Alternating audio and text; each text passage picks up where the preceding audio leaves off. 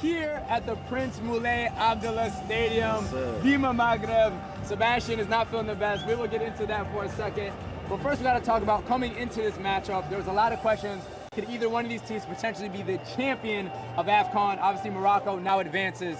Do we think they would go ahead and win it, Seb? This was a big test, and they finally got it done. We weren't giving them a lot of credit, but they did it now.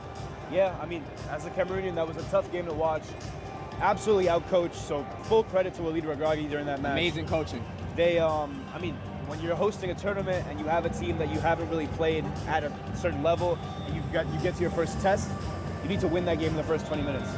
Whoever won that game in the first 20 minutes was going to win that game eventually, and the way that Cameroon was completely outplayed in the first 20 minutes shows an expert level of mental management. Yeah. I think the Moroccans showed a tremendous amount of grit. I think that's the word is grit. Yeah. And so credit to them. Now, can they go on and win the entire tournament? I think teams will be looking for this type of performance. So yep. Nigeria, Algeria, Ivory Coast, Egypt, Senegal, they'll all be waiting and expecting this type of effort going into the game. But yeah, I think if they play like this, why not? Why not? Speaking of playing like this, my boy Brahim Diaz now 5 goals in 5 AFCON matches. The first player in 57 years to score in their first 5 AFCON matches. How good was he today? Do y'all have him as the best player on the pitch? Do you think it was maybe Hakimi or Sabari with a second goal? Who do you think was y'all man of the match? I'm gonna give it to Brahim again. Definitely will say Brahim. You know what I mean? The game goes through him. He's the number 10. I told Kendrick he's the Messi of the team. He's the Messi of the tournament at this point. He really is. The way that he's playing, the way that he's collecting the ball, you know, making a lot of plays. Even when he's not on the ball, the amount of attention that he garners. Yeah. I will say, before today, it felt like the Messi shouts were a little bit too much. As a guy who grew up watching Messi, loving Messi, I was like, every time someone compared him to Messi, I was like, it's a little bit much. But today, I don't know. Yeah. I was seeing it. You starting to feel it? Yeah, I was seeing it with my own 2 eyes. He's honestly one of the shiftiest players I've ever seen in my life. Yeah. Literally, every time he gets the ball, he's so low to the ground. His center of gravity was so low that you never know what direction he's gonna go in. Yeah. And even if you think you have him, he's turning the other way seamlessly. He's the first player in a while I've seen be that shifty, be that hard to get the ball off of. So yeah, I mean, credit to him for being the player he is. And Seb, do you think he can go ahead and win the golden ball of this competition? I'd say he's the current favorite, but what are your thoughts? I mean, if he keeps playing like this, why not? He scores in every game. He really gets the crowd up off their feet. Not only is he the best player, like in terms of statistics, but he's also the most fun to watch. Yeah. The Moroccans love him. They love watching him. In fact, he gets them off their feet even before the ball has even arrived at his. Yeah. And when you have a player like that, I mean, the whole nation wants him to do well. So yeah, I do think so. One thing I want to give a lot of credit to Brahim is the way he's scoring his goals. He's getting it off the dribble. He's scoring a penalty. He's making a late run into the box. And then today, getting the ball off a flick, off of a corner. Yeah. So we talk about his shiftiness when he has the ball at his feet. What about his shiftiness to create space to have an open shot and get it off? He's playing like a striker on top of being a winger, on top of being a 10, and can drop in as a midfielder. So it's been a complete performance. On top of the stats, once again, the eye test, he's killing it. So I would definitely have Brahim as my golden ball favorite. But any quick thoughts on Hakimi though? Getting back into full health now, solid defensively. Any thoughts there? I was surprised at how physical he was today. Yeah, obviously coming off of an injury, I thought he would be a little bit tentative to go in on some of these tackles, but literally straight from the get-go, he was like straight into their backs of the offensive players, letting them know that he's there. I was surprised. I mean, great performance. I was surprised at how much he was really putting himself out there. So it shows that he's literally all in, like all on the table. All on the table. Yeah, but how are you feeling, man? We gotta get into Sam. We gave you some time to warm up. The resident Cameroonian. How you feeling, man? It was a big game. Hold on, Josh. What we got here? Little Samuel Eto'o. The best comes from the west, but sometimes you gotta give it up north, man. It's true. No, what I will say for all the Cameroonians watching, for all my friends and family watching, that's not how you beat a host nation. That's not how you plan to beat a host nation. For those who weren't in the stadium, I mean, it was insane. Like, we could not hear each other for the first 10, 15 minutes. I took a video of myself, speaking at a regular level, just to see if I could hear. I couldn't hear myself. So the Moroccans really brought it today. They brought it today. When you speak about a 12th man, when you speak about fans who really can give that extra life to the team, that's what Morocco did today. Yeah. And when you play against a team like that, you really need to be mentally there. And I think today, unfortunately, Cameroon wasn't. One of the other issues was that our midfield just wasn't connecting. Our 2 midfielders in the middle couldn't turn and play. And Of course, all the Cameroonians know Frank Zambangisa. That's one of the players I felt we were really missing. That's a a great connecting shout. piece in the middle that That's could a great turn shout. with the experience and the composure. Yep. He's played for Napoli, so that means he's played at Roma. He's played at Juventus. He's That's a played, winner. He's played in these massive stadiums. He Yep. doesn't really care about the noise. He'll turn and pass. We didn't have that today. Yeah. But Cameroon, this is one of the youngest teams we've ever fielded at the African Cup of Nations. Yeah. An average age of 25 years old. So we have time. As Walid was saying, yeah, we might not be playing in the World Cup next year, but we have the AFCON coming up, and then we have the 2 next more World years. Cup. Yeah. So listen, there's time. This is a really good squad. Yeah. I'm proud of how Eto has brought this team together. I think there's a really interesting mentality going forward. There's a lot of care for the squad, so I think Yeah. we'll go far. This is a good team. It's a good team. 100%. Once again, little handshake. No, of course. I hate it had to be you, Congratulations. man. I hate it had to Congrats. be you. But we're going to keep it in the West for a second, but talk about a victorious team in the West. Senegal, arguably the tournament favorites, came through with a very big 1-0 victory over Mali. Njai with a goal. Our producer Musi calling out that he was going to get that goal. We knew Mali would be an extremely difficult defensive team, extremely difficult team to break down, but they got the goal and got a clean sheet, and one of the favorites of the competition go to the semis once again. Of course. And even besides the goal, they had other efforts on target that could have gone in. Yep. Senegal, they have a strong force offensively, and they did what we expected them to do. No surprises here, man. Yeah, no surprises. I mean, Senegal I probably have going all the way to the final. Yeah. They go up against what? Either Egypt or Ivory Ivory Coast. Coast next? Ivory Coast could. Ivory Coast looks really good though, especially Ivory Coast has no offensively. weaknesses. That's a great game. That's Yeah. a great The game. magic of AFCON, man. Yeah. Which you can watch on beIN Sports. beIN Sports. Sports USA, yes Absolutely. sir, yeah. We got to talk a little bit about Mali, though. Excuse me, Mali. What a run it was yeah. this tournament. No we were wins. there at no wins. No wins. We They got made it to to the the quarters. quarterfinals with no Hey, wins. but they won our hearts. You know what I mean? Nah, Because we it's were true. at the Mali-Tunisia match in Casablanca. Absolute movie from the last-minute equalizer to the penalty shootout. So we definitely have to give a big shout out to Mali. I don't know if you have any other words. Yeah. to support them for. Listen, best dressed. Yeah, best dressed. You can't stain those kids easy. Yeah, man. They're man. not going to collect a lot Home of and goals. away. I hope those fans from Mali all around the world feel very, very, very proud of their national team. Yeah. How can you not? I mean, I Yeah. think it's a great thing for Mali to go this far. For Malian football, for them to be able to see their national team have this much grit and care. All right, cool. They didn't win any games, but what this has shown is a tremendous amount of respect for the Malian badge, what it means to be an Eagle and represent Mali. The next kid who represents Mali in 5-10 years will think about this run and be like, listen, when we play for Mali, we have to fight for this team because that's Yeah. what those boys did. So congratulations to them. Yeah. And when you make it to a quarterfinal at a major tournament, Yeah. the next thought is, okay, how do we make it to the semi? Exactly. You know what I mean? Like it's setting a precedent for how we move forward, and it gives the team, the federation, confidence that okay, Yep. like this is our level. You Yep. know what I'm saying? Yep. Next time we make it to the semis, we're gonna do everything over the next 2 years to make Yeah. sure that the next time The out next we're AFCON. advancing even farther, 100%. and we're actually getting wins on the sheet going forward. I think that'll be the next thing for them is like how can they be a bit more decisive getting those goals. Yeah. But I think they will get it moving forward. One of their best players and youngest players, Nene Gorgales, a player you can watch on beIN Sports USA, who plays for Fenerbahce in the Turkish Süper Lig. Phenomenal, talented winger, number 7, you know, one of our favorite numbers on the pitch. Come So on. he's someone I'm looking to be, someone who can unlock the offense a bit more for Mali. They have the defensive solidity. They have that strength in numbers when they get back, and they can counter a little bit. But in terms of that dynamism, that's what I'm looking for Mali moving forward. Once again, congrats to them on a successful tournament. But tomorrow, fellas, we are headed to Marrakesh for cinema, a Marrakesh. movie. Nigeria versus Algeria. Marrakesh. Two teams that have been probably the two best at the competition. Mali hasn't won a game. Marrakesh. These two teams have won all their matches. Nigeria's coming off of a 4-0 victory. Algeria's coming off of a 1-0 heartbreaking win Marrakesh. over Congo. Crazy goal, top bins. We all witnessed that at the Moulay Hassan. Yep. What we got for tomorrow, man? It's gonna be a crazy one. You start. I don't know where to go. It's so with this, 50-50, I don't know man. where It's to go. so 50-50. Nigeria looked really strong in their last outing, But it was Mozambique. but it was Mozambique. And there was quite a bit of drama post game. And it was quite a bit. But I don't think that the drama is gonna affect them actually in this game. I don't think so. Okay. I think If things get difficult, it won't open up. Vic's not gonna walk off the field. I think if anything, the explosion that we saw occur needed to happen at that It's point possible, in yeah. time, You can spin it that so way. for that sure. they got Yeah. Osimhen got it out. Yeah. Lookman handled it well. Yeah. The coach handled it well. Yeah. He probably took his little break from the team for a day, whatever he needed to get his steam off. Right. And now he's back. And they probably talked it out and they said, all right, it's business. Like, Yeah. you're not going anywhere. Yeah. We got a championship to win. Uh-huh. It's business time. So honestly, I think if anything, it probably brought them a little bit closer. Yep.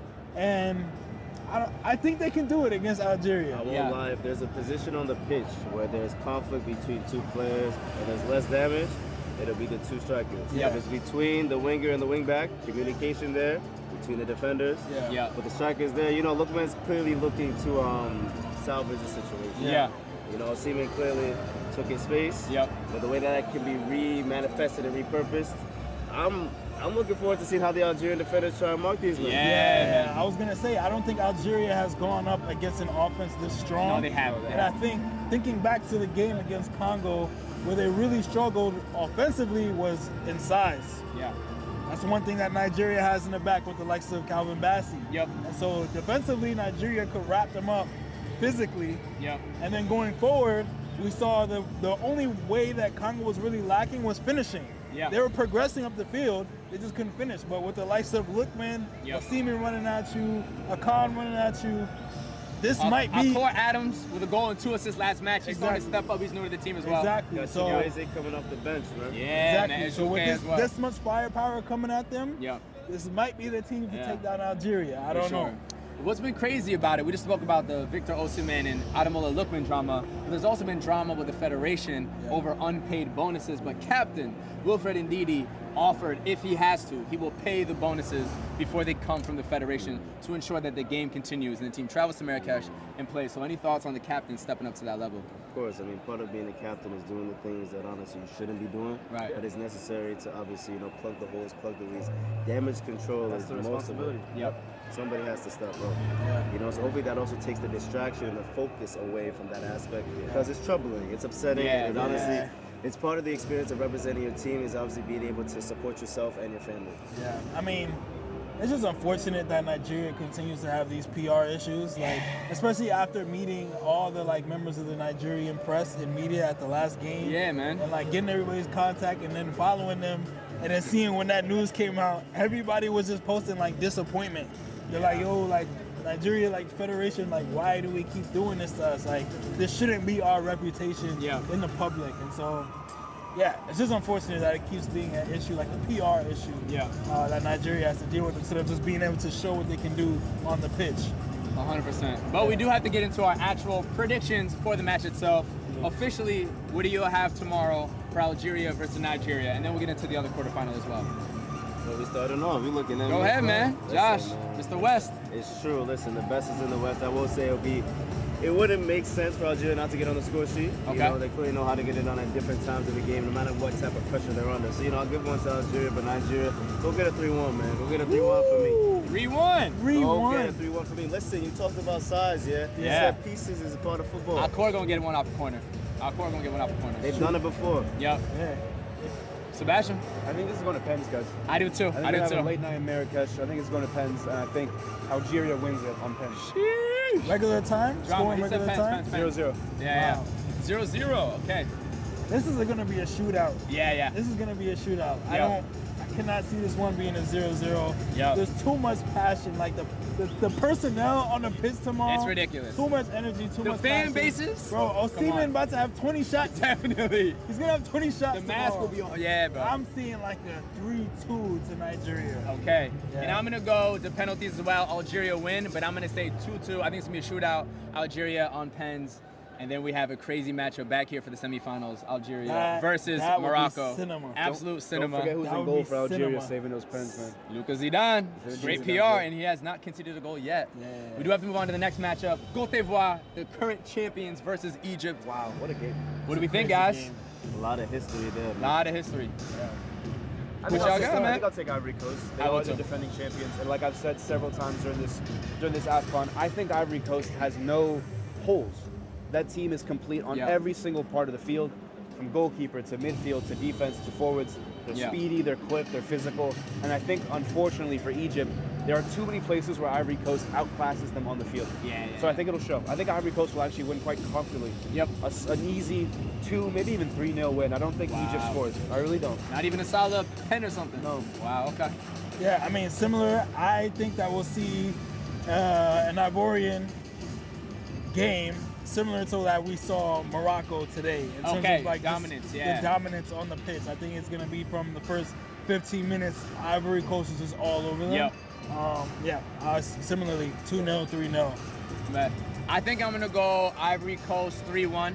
I think offensively they have way too many options. We saw what they did last time. And a bunch of young boys too. Diallo, Yan Diomande, who used to play high school soccer in the United Florida, States, at the age of 17. What a story. If you don't know about his story, you have to follow because it's one of the most inspirational out there in football. And then the young guy Ture as well, who scored during our last live stream. So I think they all might get on the score sheet. I'm gonna give them 3-1 because I do think Salah or Marmoush will get on the score sheet for Egypt. But I think as an entire 11 on the pitch, they do not have enough ammo for Cote d'Ivoire, and I think as reigning champions, they ironically don't have much pressure. Yeah. This is probably Salah's last AFCON. Egypt has the most AFCONs. Can they finally get that 8th one? Can he get his first? Cote d'Ivoire just won it. They don't owe their fans anything. Yeah. They're playing with house money, and I think being that talented, playing with house money, you move on, you get the win, and then we have Ivory Coast versus Senegal. Movie. I think we all agree that's what's gonna happen. So, your thoughts on that early prediction? We're getting ahead of ourselves, obviously, but we want to look forward a little bit. That's a movie that feels like a final, to be honest. I got Ivory Coast. I think, honestly, low-key, I don't want to say they have an easy path to the final because it's not easy at all. But that side of the bracket's a little bit, I think they really dominate these next couple games and comfortably make it to the final. Senegal, even just the games that we saw Senegal during the group stage, they haven't looked dominant against any of the competitions we've seen them against. So, Guys, speaking about what we've seen, we have a question from behind the camera. Yes, sir. We've been here for several weeks now. We've seen so many fans. But who are your guys' favorite fans? I want to say Morocco, but it's unfair because there's literally 60,000 at every match. So I'm not going to say Morocco. I'm going to go Senegal. I'm going to go Senegal. This is not a hard I'm going to go question. Senegal. To have the passion and the dancing and the outfits, and like they have every angle of fandom, I'm gonna go with Senegal. There's you know who has every angle of fandom? The Congolese. Congo too. We had the political fandom, which was literally plastered all over the internet. It was incredible for 3 weeks straight. But he's one guy. We had the sumo wrestler in the joint going crazy. We had the drummers. We had the flags going crazy. Congo, bro. It's not even close.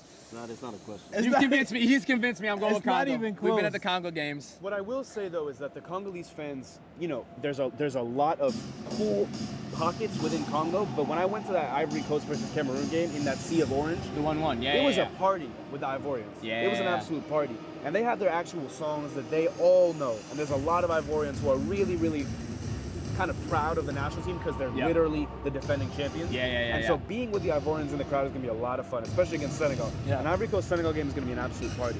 So I think the Congolese perhaps are the most organized when it comes to their different pockets of really, really impactful fandom, but the Ivorians make it a party for everybody. The entire stadium sort of thing. Of course. Your pick. I mean, listen, my pick, I definitely put Congo up there. You know, you guys already covered that, but I'll be remiss to not talk about a close second in Cameroon. You know what I mean? The Lions everywhere we went, they brought it. Listen, the passion from this guy right here was already, he was louder than all of us combined. To start the match, he started the match with more intensity than the players, I swear. And we do have it in 4K, so we'll see that 100%. Nah, definitely incredible fans. Congo, I'm just going to go with Congo for it. I'm going to go with Congo. Especially... do you even know how to stand still for 90 minutes? You can't even think of how. First off, one, the political statement of it and being the first ever prime minister from their independence, Patrice Lumumba in 1961.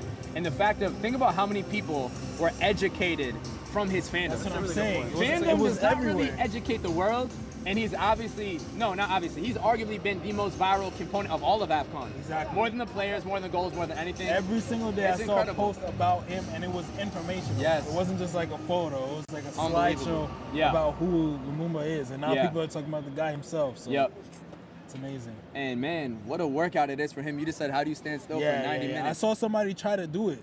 Nah, somebody like made a video being like, can I stand like Patrice Lumumba for 90 minutes? Someone made a video explaining he folded after like 6 minutes. Someone made a video explaining how far you could travel around the world in the amount of time that he has stood still during the tournament. You could go from LA to Tokyo in the amount of time he stood still. He stood still for over 7 hours. Dude, how can you? Wait, you said flight? Oh, the other direction. No, flight time. And the flight time. Yeah. We live in New York, so we're not thinking about LA to Tokyo. I had to do the math on you. No, you're right. Yeah, the other way. It's not that far. Yeah, not but that it's far. It's far. Yeah, of course. That's ridiculous. And that's just one competition.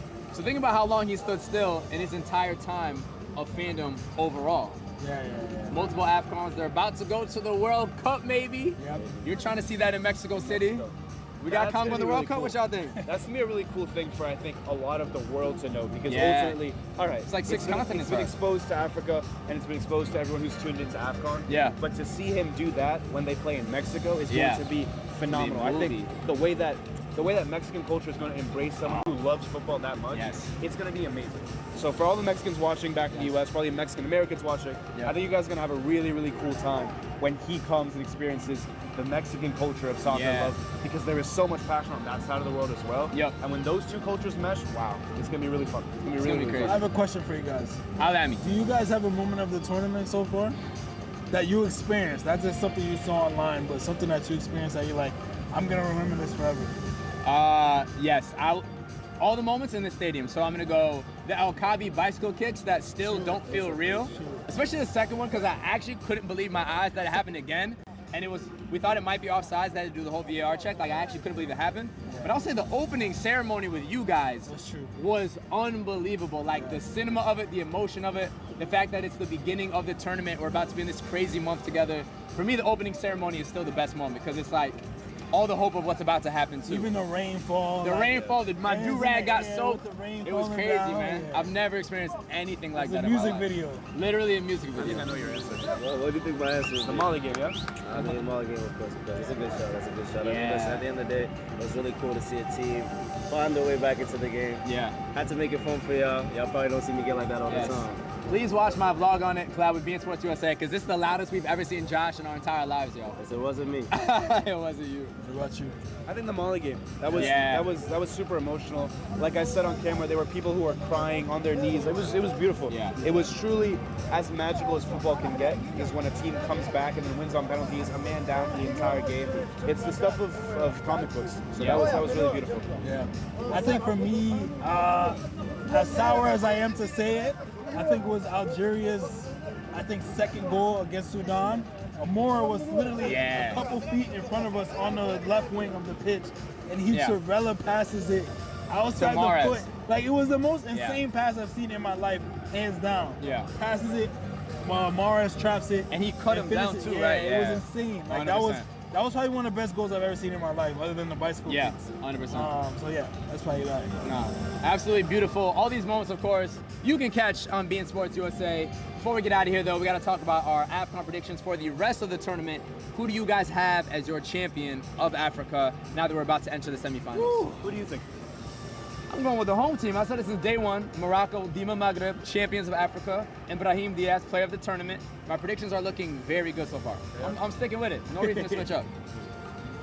I mean, listen, I'll let you go, sir. No, I think so. I'll say this: if Morocco gets to the final, they win the final. They have to win the final. That is absolutely guaranteed. But if Morocco doesn't get to the final, on the other side of the bracket, I think it's either Senegal or Ivory Coast. For sure. And I believe that Ivory Coast is a little bit more complete than Senegal right now. So I think Ivory Coast could do a, what's it called, a repeat. Yeah, you think?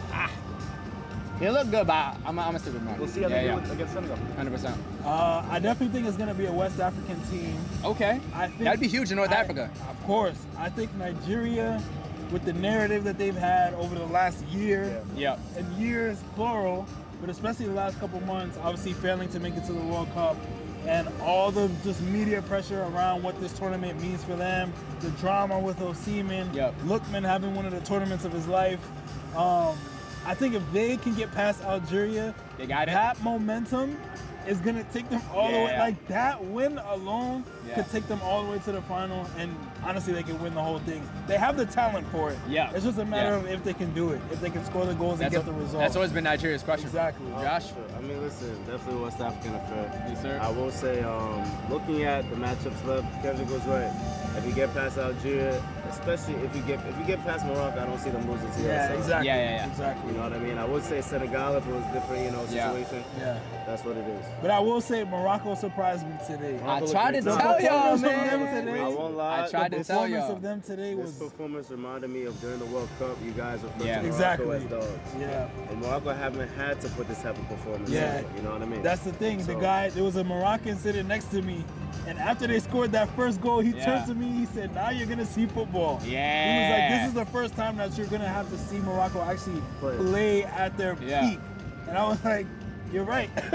They saved it, man. Which is interesting. That's a good sign for a team. It shows that they're a team that can turn it on when they need to. Yep. They can play one way, they can play another way. Yep. That's generally the type of team that wins tournaments, teams that are versatile in their style. 100%. For sure. Once again, I'm going with Morocco, but I do think Senegal will be in the final against them. Once again, with all this action, though, you can catch it exclusively on beIN Sports USA. We will be at the match tomorrow in Marrakesh, and of course, we will be live streaming immediately after the match. Amen. Thank you all. Have a good night. Dima Maghreb. Have a good one, y'all.